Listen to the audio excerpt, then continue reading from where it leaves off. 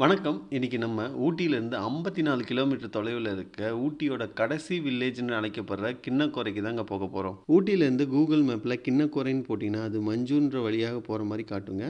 மஞ்சூர்ல தான் தங்கறதுக்கு ரூமு, சாப்பாடு எல்லாமே கிடைக்குங்க. அங்கேருந்து 23 கிலோமீட்டர்ல தாங்க கிண்ணக்கோரை இருக்கு. பட் ஆனா அங்க எதுவும் கிடைக்காது. இப்ப நீங்க பார்க்குற இந்த அழகான மலைத்தொடர்ல கடைசி பகுதியில தாங்க கிண்ணக்கோரை மற்றும் இரிசிகன்ற ஊர் அமைஞ்சிருக்கு. இந்த கிண்ணக்கோரைன்ற ஊருக்கு போற வழியே அவ்வளோ அழகா இருக்குங்க.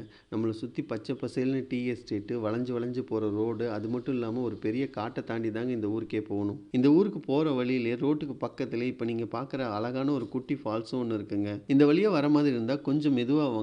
ஏன்னா ரோட் சைட்லயே காட்டெருமைகள்லாம் மேய்ச்சிட்டு இருக்கும். பைக்ல வரதா இருந்தா ரொம்ப சேஃபா வாங்க. போற வழியில 2, 3 வியூ பாயிண்ட்ஸ் இருக்குங்க. இங்கேருந்து பார்த்தீங்கன்னா, குந்தா ஹைட்ரோ பவர் ஸ்டேஷன் தெரியும். இங்க தான் முள்ளும் மலரும் படத்துல ரஜினி அந்த விஞ்ச் ஆப்பரேட்டரா இருப்பார்ல, அந்த ஷூட்டிங் எடுத்தது இங்க தான். இந்த ஊர்ல டாஸ்மாக், காட்டேஜ் அது மாரிலாம் எதுவும் இல்லைங்க. ஏன்னா இங்க அடிக்கடி லேண்ட்ஸ்லைட் ஆகுறனால அதுக்கெல்லாம் பர்மிஷன் கிடையாது. இந்த மலையிலேருந்து ட்ரெக்கிங் பண்ணி கீழே இறங்குனீங்கன்னா அது கேரளாங்க. இந்த மலை தான் வந்து தமிழ்நாடு அண்ட் கேரளா பார்டரு. ஊட்டியில எங்க மிஸ்ட் இருக்கோ இல்லையோங்க, கண்டிப்பா இந்த இடத்துல மிஸ்ட் இருக்கும். அதனால தான் தமிழ்நாட்டிலேருந்து இங்க வராங்களோ இல்லையோ, கேரளாலேருந்து நெறைய பேர் இங்க வராங்க.